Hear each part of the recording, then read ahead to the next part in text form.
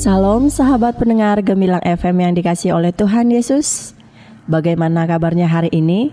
Saya percaya sahabat Gemilang semua dalam lindungan Tuhan. Amin.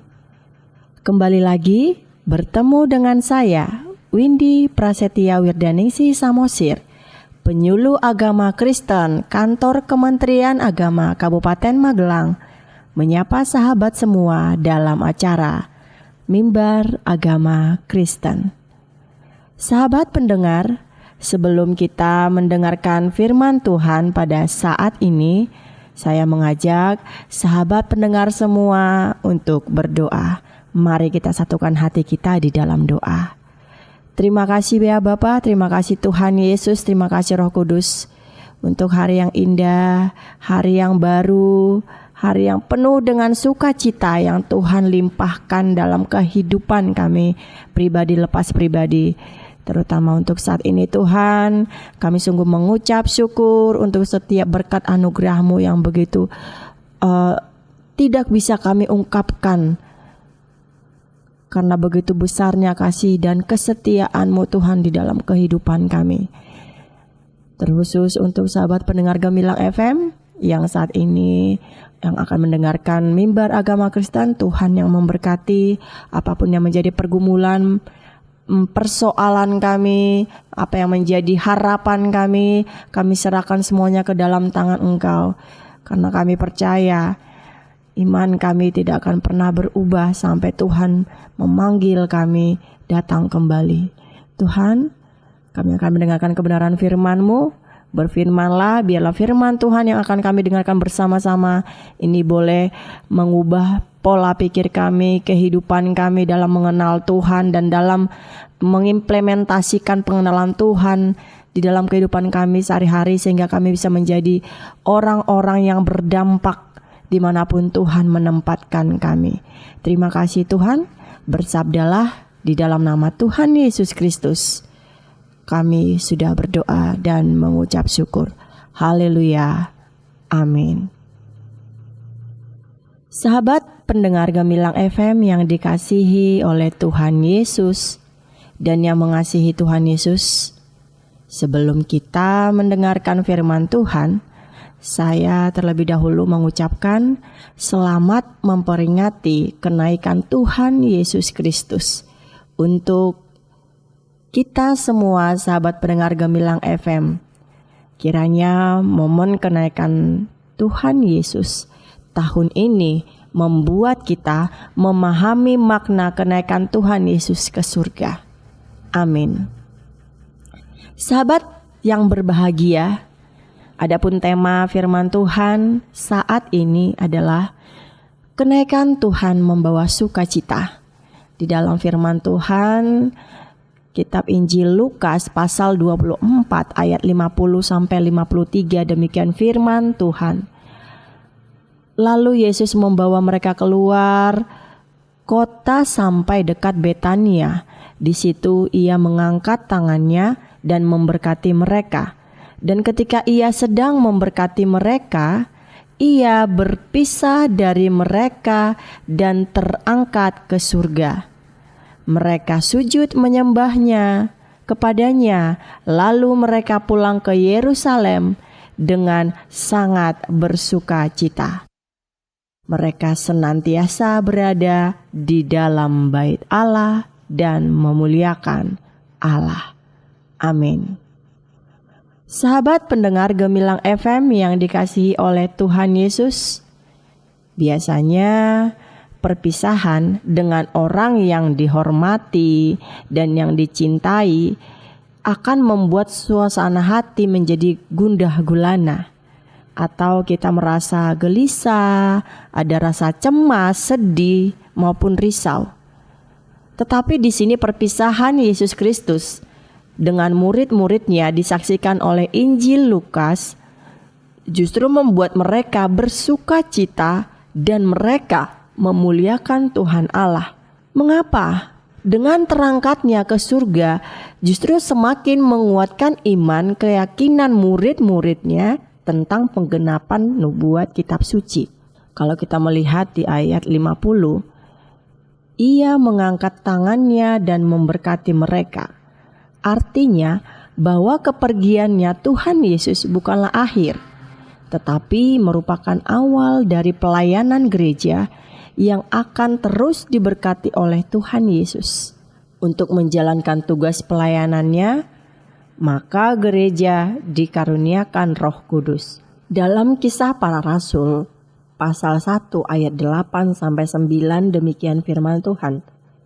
Tetapi kamu akan menerima kuasa kalau Roh Kudus turun ke atas kamu, dan kamu akan menjadi saksiku di Yerusalem dan di seluruh Yudea dan Samaria sampai ke ujung bumi.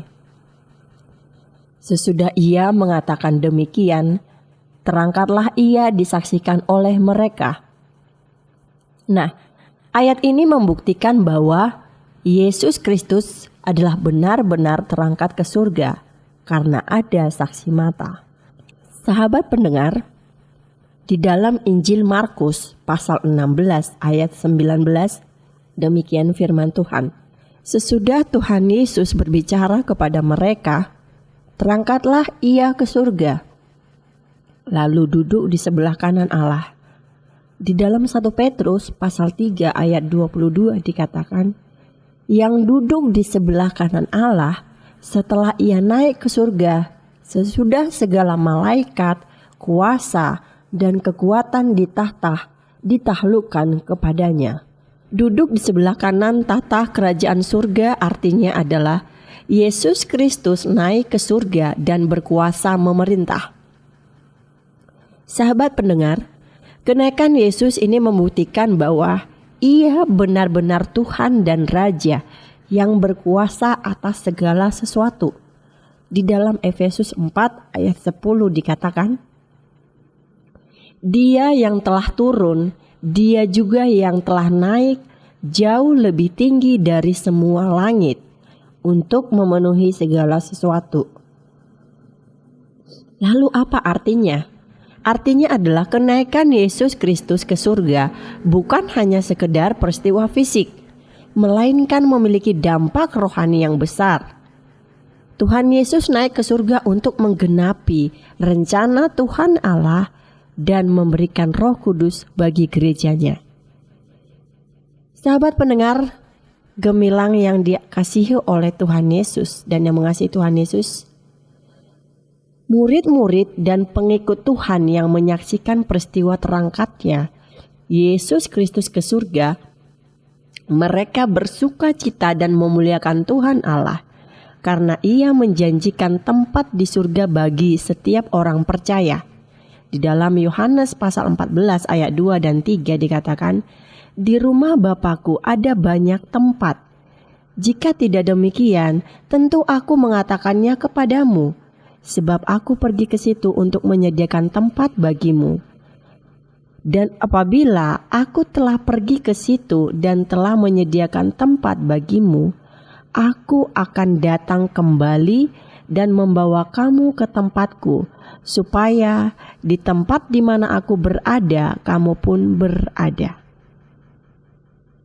Pernyataan Yesus ini dikuatkan oleh kesaksian dua malaikat dalam peristiwa terangkatnya Yesus Kristus ke surga.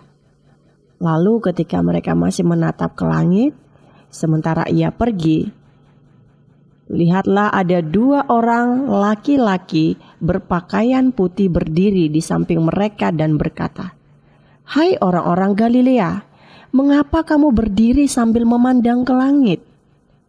Yesus ini yang sudah terangkat dari antara kamu ke surga akan datang kembali dengan cara yang sama seperti kamu melihatnya pergi ke surga."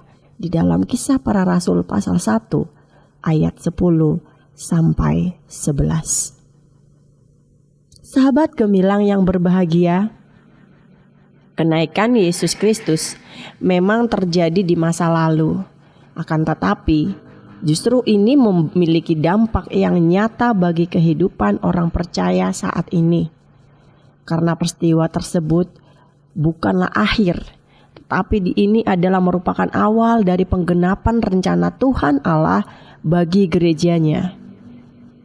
Dan di tengah-tengah dunia yang selalu berubah-ubah sehingga iman kita sering goyah, maka peristiwa kenaikan Yesus Kristus ke surga ini menegaskan dan menguatkan pengakuan iman kita bahwa Tuhan Yesus sungguh-sungguh berkuasa di surga dan di dunia, dan di kehidupan dan juga di kematian. Tuhan Yesus adalah imam besar agung yang menjadi perantara kita dengan Tuhan Allah di dalam Ibrani pasal 4 ayat 14. Ia juga mengutus Roh Kudus untuk menolong kita di dalam Yohanes pasal 16 ayat 7. Dan Tuhan Yesus sedang mempersiapkan tempat bagi orang percaya di surga di dalam Yohanes pasal 14 ayat 2 sampai 3. Dan Tuhan Yesus juga akan kembali dengan kemuliaannya di dalam Kisah Rasul pasal 1 ayat 11. Sahabat pendengar, kita sebagai orang percaya, marilah kita agar tetap teguh dalam iman sambil menjalani hidup dalam pengharapan bahwa kita juga akan bersama Tuhan Yesus Kristus di surga. Marilah kita beribadah senantiasa untuk memuliakan Tuhan Allah dengan penuh sukacita serta memiliki keberanian menjadi saksi-saksi Kristus yang telah bangkit dan naik ke surga. Marilah kita hidup menjadi iman dengan iman yang kuat sambil menantikan kedatangannya kembali dengan hidup penuh dengan ketaatan, kesetiaan, sambil mempersembahkan hidup sebagai persembahan yang kudus dan berkenan kepada Tuhan Allah. Demikian firman Tuhan pada mimbar agama Kristen pada saat ini. Kiranya dalam momen kenaikan Tuhan Yesus Kristus ke surga ini juga membawa perubahan baru di dalam kehidupan kita. Biarlah di tahun-tahun sebelumnya mungkin kita merasa tidak mendapatkan sesuatu, tidak ada yang Tuhan ubahkan di dalam kehidupan kita. Kita merasa hidup kita sama saja di tahun-tahun sebelumnya, tetapi mari kita ambil keputusan tahun ini, saat ini, bahwa tahun ini kita akan akan mengalami namanya kenaikan level rohani, kenaikan semangat, pertumbuhan rohani kita di dalam Tuhan semakin meningkat, semakin baik.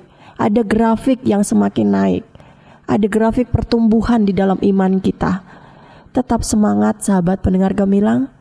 Sebelum kita mengakhiri mimbar agama Kristen pada saat ini, saya mengajak semua sahabat pendengar untuk berdoa. Mari kita berdoa.